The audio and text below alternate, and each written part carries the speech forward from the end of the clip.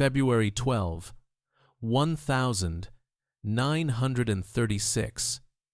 A winter afternoon on Park Avenue, New York. Outside the windows, a heavy fog blankets Manhattan, thick enough to erase the skyline itself. Inside a luxury apartment, there is no crying, no family gathered, only an unnatural silence and a motionless body lying on a wide bed. The man is John Ringling, a name once known in every city across America, a man who commanded mile-long trains, a man who once controlled the imagination of millions. No detectives enter this room, only lawyers, only creditors. They are waiting for one thing. There are 10. When the bank statement is opened, the room falls into complete silence. The balance reads $311. Not 300,000. Not 3 million. 311. At that exact moment, more than 1,000 miles south, in Sarasota, Florida, a palace stands frozen on the edge of the bay. Its iron gates are chained shut. No lights, no servants. No sound echoes through the 56 rooms once built to display power. Everything looks like a crime scene, but there is no blood, no weapon. Only something invisible has just struck. Total financial collapse. What truly happened to a man who once stood at the summit of America? How did someone who controlled the imagination of an entire nation end like this? And what is the real price of power? If stories like this deserve to be told, press like and subscribe to the channel. And to find the answers, we have to rewind time, far before the marble, before the trains, back to where everything truly began. Baraboo, Wisconsin, 1882. There is no marble here, no chandeliers, no grandstands or applause, only the smell of raw leather, horse sweat, and the sound of metal striking wood inside a small workshop. The Ringling family were German immigrants, part of the working class of the American Midwest in the late 19th century. John Ringling's father, August Ringling, worked as a harness maker. It was a trade that demanded physical strength and patience, and offered almost no accumulation. For decades, August bent over his workbench, crafting saddles and harnesses so others could travel farther, while he himself remained in the same place. By the end of his life, what he left behind was not property or savings, but thick calluses on his hands. John Ringling grew up inside that space. Day after day, he watched a man work from morning until night, yet saw no expansion in life, no additional land purchased, no new shop opened, nothing passed down except labor itself. According to later accounts from residents of Baraboo, John showed discomfort with his father's workshop from an early age, not because of poverty, but because of the idea of working an entire lifetime without leaving a visible mark on the world. This is the crucial point. John Ringling did not fear being poor. He feared becoming invisible. While his brothers were drawn to the spotlight, to performing, singing, juggling, John was drawn to what existed behind the stage, who collected the money, who chose the locations, who controlled the movement. Even at a young age, John understood something many adults never did. A performance can impress an audience for a few hours, and control decides who lasts. This difference did not make John stand out in the early years. He was not the one audiences remembered, not the one applauded. But he observed carefully. He watched how money was collected, how costs escalated, how distance between towns eroded profit, and more importantly, he watched how the hardest workers were often the first to disappear. From that small harness shop in Baraboo, an obsession slowly took shape. If you only work, you are consumed. If you only perform, you are replaced. To endure, you must own what others cannot easily take away. For John Ringling, that obsession did not initially take the form of money. It took the form of control, the power to decide where to go, the power to decide where to appear, the power to decide who gets seen. But how does a child raised among harnesses and muddy Wisconsin roads transform that obsession into a machine that dominates an entire nation? What turned a small traveling circus into something that no longer merely moved, but began to conquer space?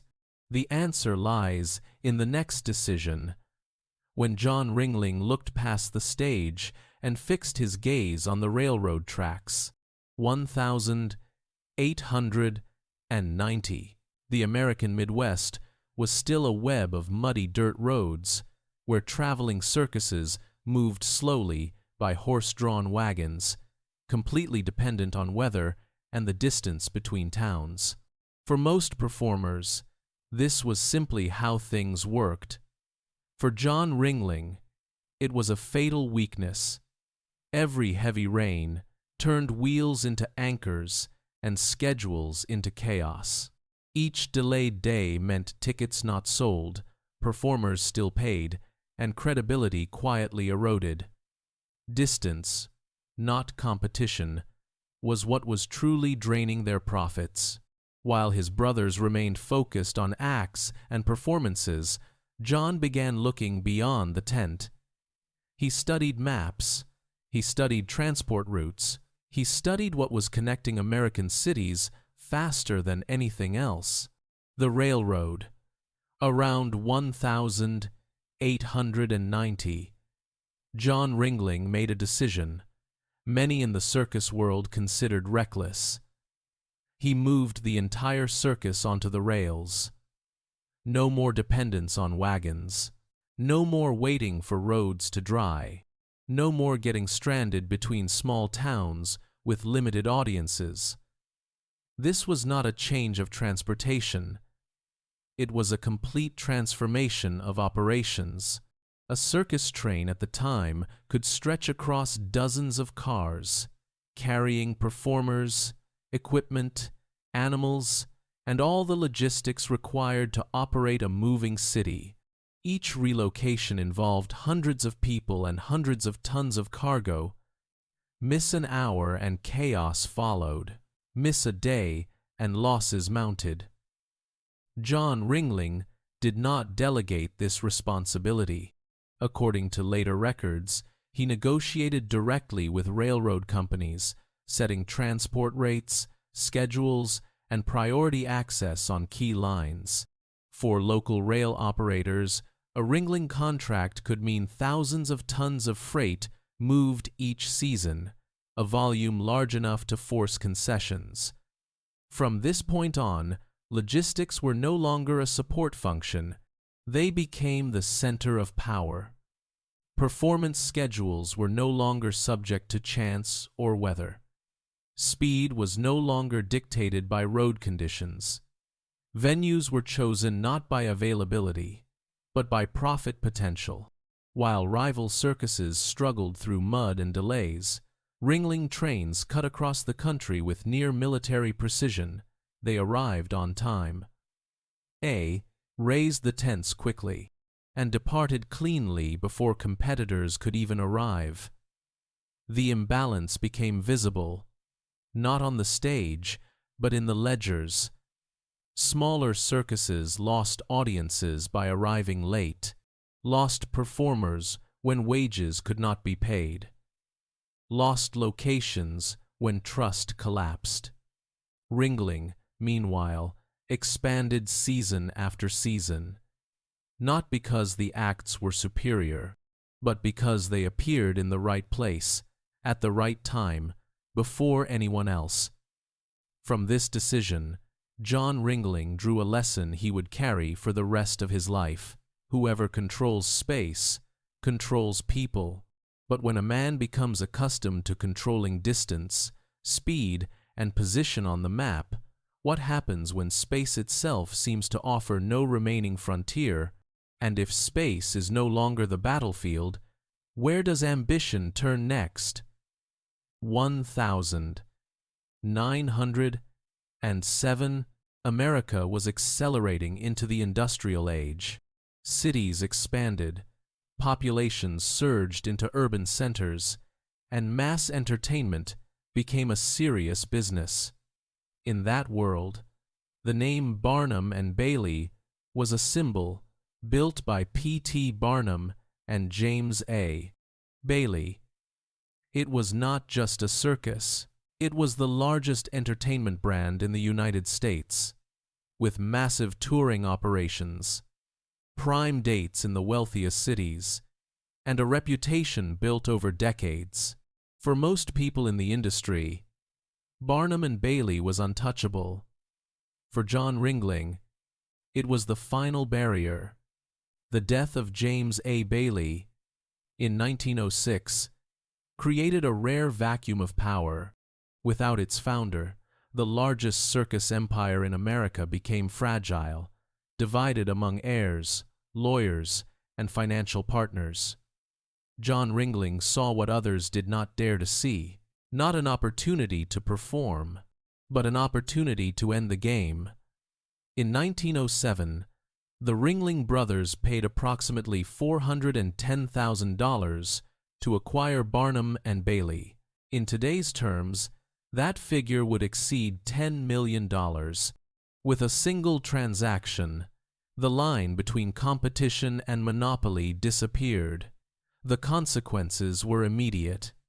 The two largest circuses in America merged into a single entity. Tour schedules were rewritten. Routes were controlled. The most profitable cities were no longer accessible to rivals. In an America without radio, without television, without mass cinema, the circus was the dominant form of visual entertainment. To control the two leading brands was to control the imagination of tens of millions of people. Smaller circuses began to vanish, not because they performed worse, but because they arrived later. They lost access to prime dates. They were pushed off the most efficient routes. The difference was no longer just financial, it was psychological. From that moment on, John Ringling no longer thought like a man competing. He began to think like a man who could not be replaced. When rivals disappeared one by one, power was no longer measured by profit alone. It was measured by position. And when there was no one left to defeat in the marketplace, ambition turned inward, toward things money could not easily buy, and victories that no ledger could record. But if business was no longer the battlefield, where would John Ringling seek conquest next? And what happens when a man accustomed to absolute monopoly begins to crave recognition of a different kind? In the years after 1907, New York entered what later came to be known as the Gilded Age, a period when money exploded, but social status remained tightly guarded by old families.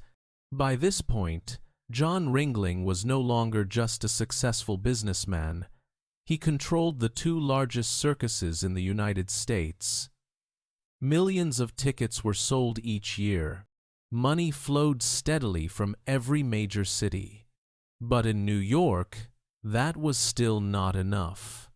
The city's upper class did not measure people by revenue or operational scale.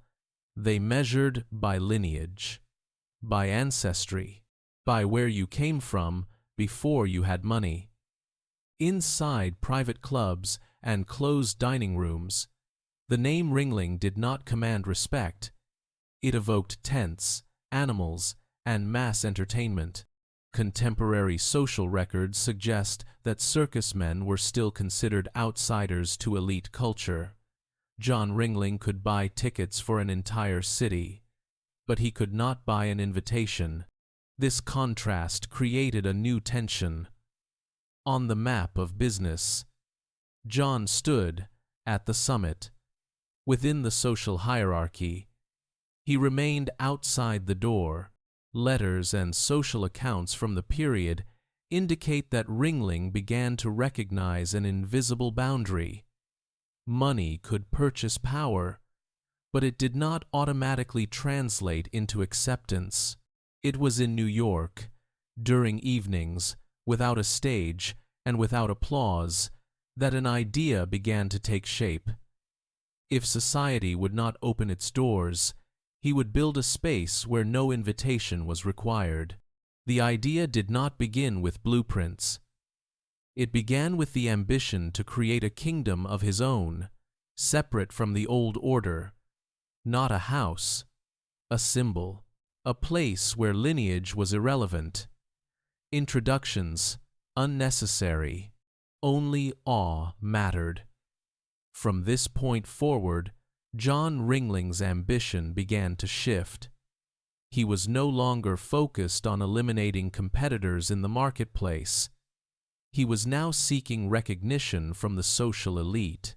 Money remained the instrument, but the objective had changed. The remaining question was, who could help John Ringling transform vast wealth into something the upper class of New York truly respected? Who could translate money into the language of culture, history, and beauty? The answer lay with the woman who would appear next, and her arrival would redirect the entire course of the story.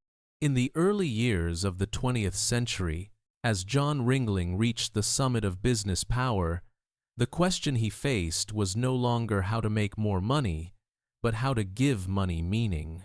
The answer appeared in December 1905, in Hoboken, New Jersey, when John Ringling married Arminta Nabel Burton, later known as Mabel Ringling. Mabel did not come from European aristocracy, but she carried something John lacked, an instinctive understanding of how high society actually functioned. On the surface, this marriage looked like a love story. Within the structure of power, it resembled a strategic alliance. John brought money, scale, and control. Mabel brought taste, direction, and an understanding of how culture produces respect. In a world where John had always stood outside the door, Mabel understood an unspoken rule. The elite do not respect new money. They respect history, or at least the appearance of history. Money can buy land. It can buy buildings. But only culture creates memory. From this point on, the Ringlings' trips to Europe were no longer simple vacations. They became deliberate expeditions. Auction houses in London, Paris, and Venice entered their regular itinerary. Names like Rubens, Titian, Velázquez, and El Greco were no longer just paintings on walls. They were cultural codes, keys to conversations that cash alone could not enter.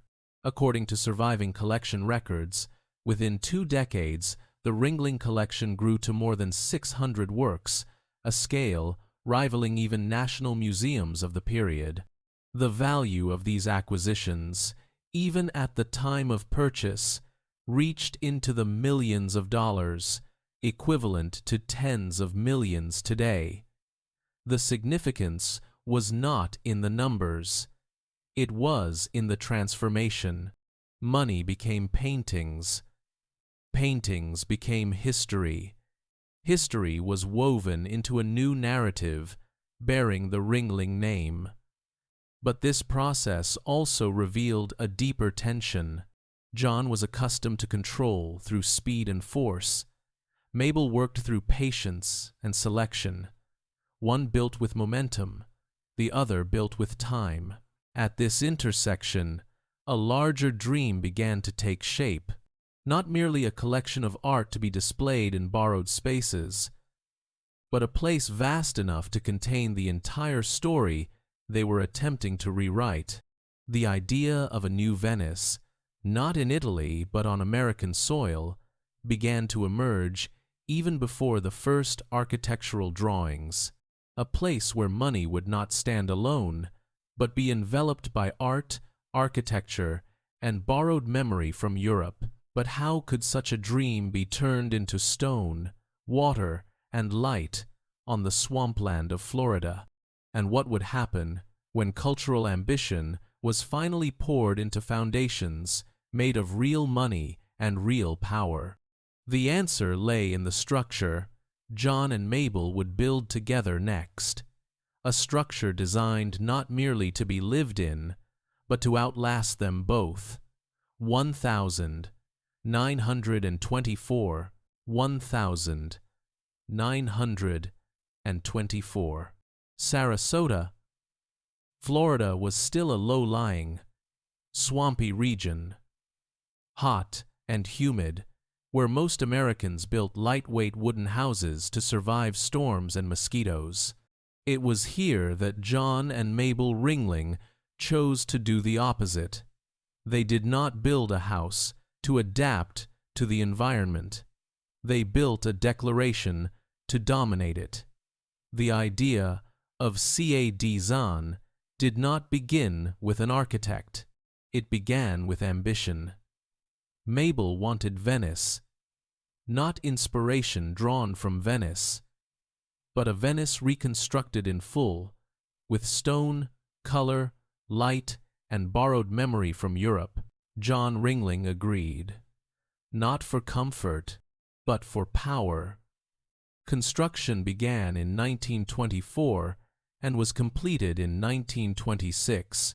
Over 2 years, thousands of concrete piles were driven deep into the soft ground to support a structure exceeding 36,000 square feet, more than 3,300 square meters, an absurd scale for Florida at the time. Architect Dwight James Baum was given a clear and unforgiving task. Build a palace that looks as if it has stood there for centuries, even though it was brand new. Every detail was intentionally aged. Terracotta tiles were fired at varying temperatures to create the illusion of time-worn fading. Stone surfaces were left imperfect, treated to appear eroded by sun and salt air. These were not construction flaws. They were stagecraft. They did not buy a house. They bought time. Inside design, the human body is immediately diminished. Hallways rise too high. Ceilings stretch beyond comfortable sightlines. Staircases widen until scale is lost. The space is designed to elevate the owner by shrinking everyone else. At the center stands the grand hall, paved in black and white marble like a ceremonial stage. Every footstep echoes, amplified, not for convenience, but to be heard. One of the most controversial elements is the bar. In 1926, the United States was under prohibition. The production, transport, and sale of alcohol were federal crimes. Yet inside Kaizen, a fully equipped bar stood, crafted from dark hardwood, stained glass, and imported liquor cabinets. According to contemporary accounts, alcohol was still served to private guests, not openly, but deliberately. The law existed beyond the gates. Power existed within them. At this point, design ceased to be a property. It became a second character in the story, silent, yet ever present, watching. This house was not built to be lived in. It was built to speak for John Ringling, to say what New York society never had, that he existed, and that he would not disappear. But this is where the story begins to turn. Because a palace designed to host crowds is too large for only 2 people when the music stops, when the guests leave, when the lights in the grand hall are no longer lit each night. What happens when a structure created to dominate space begins to dominate the people living inside it? 1929. Tizan was finally complete. The palace stood facing Sarasota Bay, magnificent, imposing, and silent. But the woman who had imagined every stone within it was slowly disappearing from the very space she had created. Mabel Ringling fell seriously ill. Medical records from the period indicate that she suffered from Addison's disease, a rare disorder affecting the endocrine system, compounded by diabetes. These were not illnesses that killed swiftly, but ones that drained strength day by day. In the final months of her life, Mabel rarely left her bedroom on the upper floor of Kazan.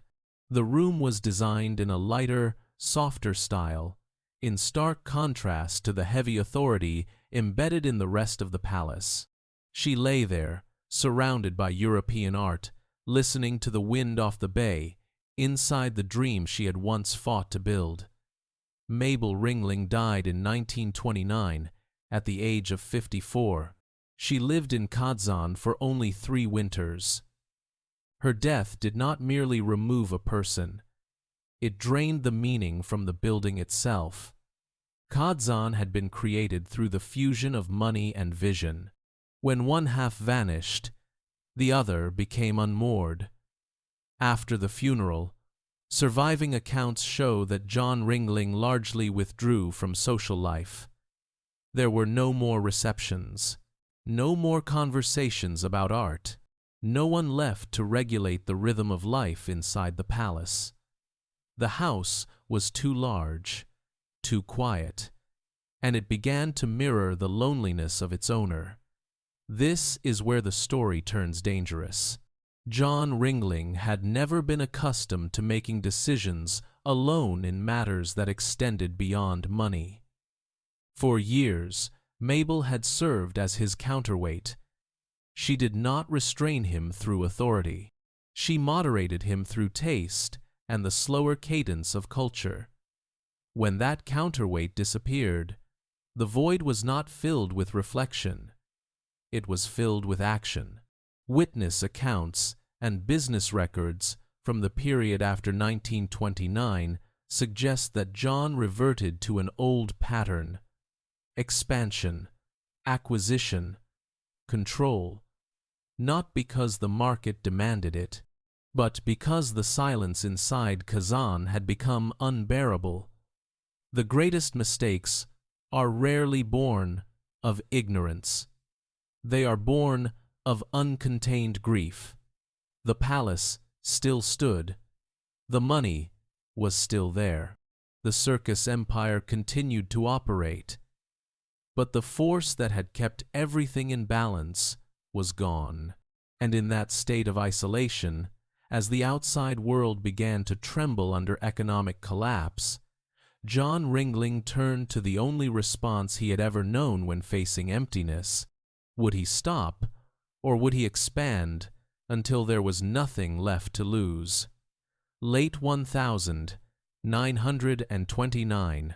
Before the grief had settled within the empty corridors of Kazan, John Ringling made the largest and most dangerous decision of his business life: the American Circus Corporation, a holding company that controlled 5 major circuses, the last remaining network of serious competitors in America's traveling entertainment industry. This was not a single circus. It was a power structure. John Ringling decided to acquire the entire corporation. The deal was valued at approximately $1,700,000. In today's terms, that figure would exceed $25 million. The critical detail was not the size of the acquisition. It was how it was financed. For the first time in his career, John Ringling did not use accumulated cash. He used debt. Financial records indicate the purchase was funded through large loans from New York banks based on the assumption that monopoly-level circus revenues would be sufficient to service both interest and principal in the York years ahead. From a logical standpoint, the decision was not irrational. John had eliminated competitors for decades. He was accustomed to winning, accustomed to markets adjusting to him, not the other way around. In his mind, monopoly meant security. With no competition, revenue would remain stable. With stable revenue, debt was merely a temporary instrument. But this is where the story turns. Just weeks after the deal closed, the American stock market collapsed. In October 1929, Wall Street descended into panic. Billions of dollars in value vanished within days. The economic shock spread across society. Households cut spending. Entertainment, once considered essential to morale, became a luxury. The trains kept running. Employees still required wages. Animals still had to be fed. But audiences disappeared. Debt did not vanish with market confidence. It remained, and interest continued to compound. For a brief moment, John Ringling stood at the absolute summit. He controlled nearly the entire traveling entertainment industry in the United States. Then the ground beneath him gave way. Monopoly was no longer a shield. It became a burden, a massive machine that could not be downsized as revenue collapsed. From this point forward, the balance of power began to shift, not into the hands of competitors, but into the hands of creditors. When money began to disappear, the question was no longer how many circuses John Ringling owned. It was how much control he still retained over the empire he had built. And when power no longer belongs to its creator, what remains of a man once accustomed to being untouchable? 1930. As the circus empire began to tilt under the combined weight of debt and economic depression, John Ringling made a deeply personal decision whose consequences would strike directly at the core of his power. On December 19, 1930, John Ringling married for the second time to Emily Buck, a wealthy widow familiar with high society and the unspoken rules of social power struggles. Emily did not come from the world of art, as Mabel had. She came from a world of status, legal leverage, and uncompromising negotiation. From the beginning, this marriage did not function as emotional repair. It functioned as two power systems placed under one roof. John Ringling was accustomed to absolute control. In the circus, his orders were not questioned. In Kazan, every space had been designed to reflect the authority of a single owner. Emily Buck did not enter that house as a compliment. She entered with the expectation of shared control. According to legal documents and testimony from household staff at the time, conflict emerged quickly. Not over minor details, but over the central question of who decides. The atmosphere inside Kazan changed. Rooms once used for entertaining became arenas for confrontation. Silent hallways now echoed with slammed doors and raised voices. By 1933, the conflict became public. Emily Buck filed suit against John Ringling, alleging abuse and demanding a substantial financial settlement at a time when his liquidity had largely vanished. John responded with counterclaims, denying the allegations and attempting to protect what remained of his reputation. From this point forward, money that was already scarce began flowing in a new direction: lawyers, court fees, endless procedures, Each passing month generated no revenue, only bills. John Ringling's public standing, already weakened by financial collapse, now unraveled in full view. A man who once controlled an entire entertainment industry appeared in newspapers as a defendant in domestic litigation. This marriage did not destroy the empire. The empire had already been weakened, but it removed every remaining buffer. There was no longer a spiritual counterweight like Mabel. No space left for reflection. Only conflict, legal erosion, and constant pressure. By the mid-1932, John Ringling had lost more than money. He was beginning to lose control, not to his wife, not to competitors, but to creditors and boards, quietly preparing their next move.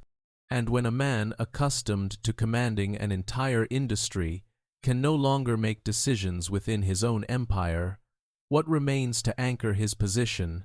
1932 to 1933. The economic crisis was no longer just headlines in newspapers. It had entered the boardrooms of the Ringling Empire. Debts came due. Revenue collapsed. The cash flow from the circus was no longer sufficient to sustain a structure built for permanent expansion. Within the legal framework of corporate power, control does not belong to the founder. It belongs to whoever controls the cash. When loans could no longer be refinanced, New York banks and creditors moved in. They did not need to destroy the circus. They only needed to control it. Around 1932, John Ringling was removed from actual operational control of the circus system he had built over more than 4 decades. He retained his title, but he lost voting power. He lost authority over schedules, spending, and strategy. The title remained. The power did not. Board records from the period show that John Ringling was invited to meetings as a symbol. He was allowed to speak, but he was not allowed to decide. The man who once directed thousands of employees, hundreds of rail cars, and millions of spectators could no longer determine the fate of his own enterprise. This reversal was not loud. It unfolded quietly. In meetings where decisions were made in his presence, but without his consent. At the same time, John Ringling's personal life continued to deteriorate. The divorce dragged on. Legal costs consumed what little remained. By 1936, the full picture emerged when John Ringling died in New York. His personal bank account contained only $311, not $300,000, not $3 million, $311. This figure is often cited as a symbol of financial ruin. In reality, it represents something else. John Ringling did not die materially destitute. He died after being stripped of power. Money can be lost and regained. Power, once removed from a founder's hands, rarely returns. This was the moment John Ringling faced. His final choice: no operational authority, no political leverage, no ability to bend markets to his will, only what he truly still owned. .ca, .zan, the European art collection, and the Ringling name. With what remained, John Ringling was about to do something he had never done in his entire business life. Would he attempt to save himself, or would he choose to save something larger than himself? 1933 to 1936, with power gone and money no longer able to bend reality, John Ringling was forced to confront a question he had never allowed himself to face. If he could no longer control the market, if he could no longer command the empire, if he could no longer buy time, Then what remained? The answer lay inside the silent rooms of Kazan, in the paintings lining the walls, in the collection of more than 600 European artworks that he and Mabel had spent a lifetime assembling. From a financial standpoint, the obvious solution was to sell the art. A single Rubens or Titian placed on the market could have resolved most of his immediate difficulties. Even during the Depression, experts valued the collection in the millions of dollars, equivalent to tens of millions today. Every principle of business pointed in the same direction. Liquidate assets. Exchange art for liquidity. Live out the remaining years in comfort. But John Ringling did not do that. According to late-life legal records and correspondence, he refused to sell a single painting. He did not yield to creditors. He did not compromise for personal security. This is where the story truly turns. For the first time in his life, John Ringling did not choose possession. He chose preservation. He began strengthening the legal framework, protecting the collection and the building beside Kazan. A museum structure had already been constructed, but its purpose now changed entirely. No longer a private display, but an anchor for memory. In his final years, John Ringling signed documents transferring Kazan, the surrounding land, and the entire art collection to the state of Florida, not in exchange for money, not for titles, not for personal advantage. To many contemporaries, the decision was incomprehensible. A man short on cash, giving away assets others would fight to possess. But within Ringling's internal logic, it was the only choice left. If he sold the paintings, he would survive. But he would vanish, like hundreds of other millionaires of the 1,920 seconds. If he kept them together, if he gave them to the public, the Ringling name would no longer depend on the circus, the market, or economic cycles. Money was transformed into legacy. Ownership was transformed into shared memory. This was not an act of charity. It was a final strategic move, no longer serving personal interest. John Ringling understood that he could not defeat time with money, but he could leave behind something that forced time to pause and remember. And having chosen eternity, the question was no longer how long he would live. It was what would happen to that legacy after he was gone. 1936. John Ringling died in New York. No grand ceremony, no power in his hands, only a name tied to decisions that very few people understood at the time. After his death, Kazan fell into silence. The doors were shut. Hallways that once echoed with guests were left to dust. The palace stood abandoned for nearly 10 years. During that decade, the Ringling legacy was not immediately embraced. The state of Florida was unprepared. Budgets were tight. Maintenance costs were enormous. At one point, Kazan came close to being sold, even demolished. Not because it lacked value, but because it was too large for its time to carry. Only in 1946 did the state of Florida formally accept the legacy John Ringling had left behind, not as a luxury gift, but as a historical responsibility. The doors of Kazan opened, no longer reserved for the elite, no longer limited to invited guests, but open to the public. Paintings once displayed in private rooms now faced thousands of visitors each year.